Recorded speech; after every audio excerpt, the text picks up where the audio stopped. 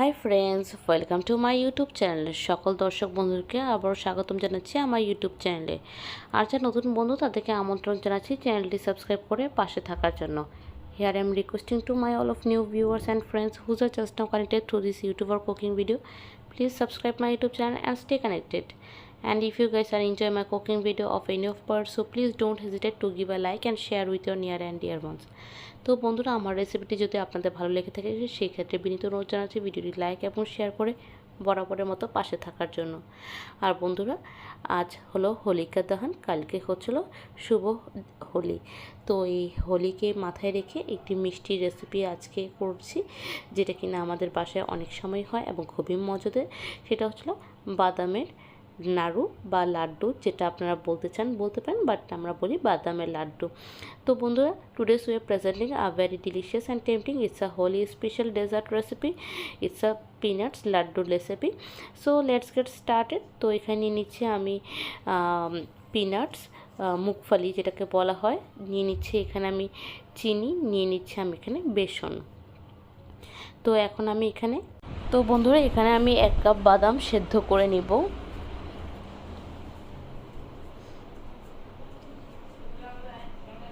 সেদ্ধ হয়ে গেলে বাদামগুলোকে আমি জল ছেঁকে অন্য একটি পাত্রে ট্রান্সফার করে নেব। এদিকে আমি 1/2 কাপ বেসনটি রোস্ট করে নিচ্ছি, যাতে কোনো ধরনের কাঁচা গন্ধ না থাকে। তো এটা আমি 20 থেকে 25 সেকেন্ডের মতো ভাজা ভাজা করব। বেশি এখন রাখলে আবার পুড়ে যাওয়ার সম্ভাবনা থাকবে। তো প্লিজ এইদিকেও আপনারা সতর্ক দিবেন যে এটা যেন অনেক ভাজা না হয়। তবে হ্যাঁ, এটা একটু রোস্টেড কালার হবে, একটু লাইট ব্রাউন কালার হবে। তো এদিকে আমি সেদ্ধ করে রাখা বাদামগুলোকে আমি এখন ব্লেন্ড করে নিচ্ছি, কোনো ধরনের জল ছাড়া। তো এখন দেখতে পাচ্ছেন লোক যে বাদাম বাটাটা ঠিক কেমন হয়েছে। তো এখন আমি চলে যাচ্ছি পরবর্তী ধাপে। আমি এখানে কড়াই নিচ্ছি, কড়াই আমি পর্যাপ্ত পরিমাণ ঘি দিচ্ছি, যেহেতু বলেছি এটা বাদামের লাড্ডু। তো এটা অবশ্যই ঘিয়ের পরিমাণ যত বেশি দিবেন ততই এটা টেস্টি অ্যান্ড ডিলিশিয়াস মাত্রা ওরকম বেশি আপলিফ্ট করবে। তো এখানে ঘিটা বেশি দিয়ে আমি প্রথমে এখানে ভেজে রাখা রোস্টেড গ্রাম ফ্লাওয়ার বা ভেজে রাখা বেসনগুলো দিয়ে দিচ্ছি।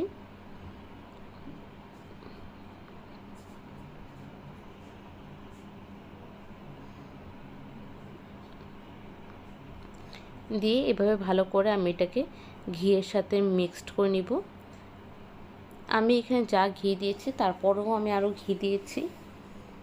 ঘিয়ের পরিমাণটা আসলে বলতে পারবো না, এটা কাইন্ড অফ আনলিমিটেড। তবে ঘিয়ের পরিমাণ যত বেশি হবে ততই একটি হালুয়া বলেন বা এরকম লাড্ডু বলেন, যেই রেসিপি বলেন, খুবই ডিলিশিয়াস হয়। তো আমি এভাবে করে এটাকে মেল্ট করছি, আর তার সাথে আমি এখানে ঘিও আস্তে আস্তে করে আমি অ্যাড করছি। So this is a look that how I created. তো এইভাবে করে যখন মিহিন হয়ে যাবে, এই পর্যায়ে আমি বাদাম বাটাটি দিয়ে দিব। নাও এটাকে আমি ভালো করে ব্লেন্ড করে নিব এবং মিক্স করে নিব বেসনের মিক্সচারের সাথে। এভাবে করে কন্টিনিউয়াসলি স্টির ইট, এভাবে করে আমি নাড়িয়ে যাব যতক্ষণ পর্যন্ত এটা আঠালো আঠালো আকারে পরিণত না হচ্ছে। এবং এর মধ্যে আমি এখানে 1 কাপ চিনি দিয়ে দিচ্ছি। চিনিটা আমি এখানে 1 কাপ দিচ্ছি স্ট্যান্ডার্ড ফলো করে। আপনারা চাইলে এখানে প্লাস মাইনাস করতে পারেন। যারা যারা মিঠা বা মিষ্টি অনেক বেশি পছন্দ করে তারা চিনির পরিমাণ আরও বেশি দিতে পারেন। আর এভাবে করে মিলানোর পর এরপর আমি দিয়ে দিচ্ছি এখানে এলাচির পাউডার, এলাচির গুঁড়া, যেটাকে আমি শিলপাটার মধ্যে বাটা গুঁড়ো করে নিয়েছি, ওগুলো দিয়ে দিচ্ছি। আর সামান্য ক্রিমি করার জন্য, টেক্সচারটা একটু ইয়াম্মি করার জন্য আমি এখানে মিল্ক পাউডার অ্যাড করে দিচ্ছি 2 থেকে 3 টেবিল স্পুন ওয়াইজ। এভাবে করে আমি এটাকে বারবার নাড়িয়ে যাব যতক্ষণ পর্যন্ত আঠালো না হতে থাকবে। কারণ নাড়ু বা হালুয়া জিনিসটা এরকম যে যত নাড়বেন ততই এটা বাইন্ডিংটা ততটা স্মুথ হবে পরবর্তী স্টেপে আগানোর জন্য। আর যেহেতু বলেছি এটা নাড়ু বা লাড্ডু হবে, তো এটা টেক্সচারটা বা টোটালি মিহিন হতে হবে। তো as you guys can see that it's totally mixed and totally it's a soft texture. And the see the consistency that how it's a welly melt. তো এভাবে করে মিহিন হয়ে যাবার পর দেন এটাকে ঠান্ডা করে আমি একটি পাত্রে ট্রান্সফার করব। সো ইন দ্যাট কেস আমি হচ্ছিল সামান্য বাটার বা হচ্ছিল ঘি আমি আমার হাতের তালুতে মেখে নিব। মেখে নিয়ে আমি এভাবে করে স্পুন দিয়ে কেটে আমি এটাকে গোল গোল করে বাদামের লাড্ডুর শেপে দিয়ে দিচ্ছি। তবে হ্যাঁ, যেটা আমি নামানোর পর আমি এখানে চ্যাপটা করে সাজিয়েছি যাতে আমার জন্য ইজি হয় লেচিগুলো কাটা এবং গোল গোল সমান আকারের সবগুলো বলের গোলাকার সাইজ করার জন্য। কোনোটার জন্য খুব বড়, কোনোটার জন্য খুব ছোটো না হয়, সবগুলো যেন একই সাইজ হয়। তাই আমি এটাকে সমতালে রেখে দেন এটাকে কেটে কেটে গোল আকার দিয়ে আমি এটাকে লাড্ডু শেপে দিচ্ছি। আর বন্ধুরা এভাবেই রেডি হয়ে গেল খুবই মজাদার এবং সুস্বাদু একটি পিনাটস লাড্ডু, যেটা কিনা খুবই মজাদার একটি বাদামের লাড্ডুর রেসিপি।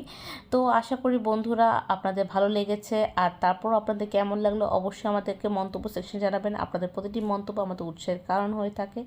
আর ভিডিওটি লাইক এবং শেয়ার করে পাশে থাকবেন, কারণ আপনাদের প্রতিটি video like, video full watch আমাদের চ্যানেলের রিচ বাড়াতে অনেক অনেক সহযোগিতা করে। So please stay connected with us and thank you so much for watching, thank you so much for your constant support.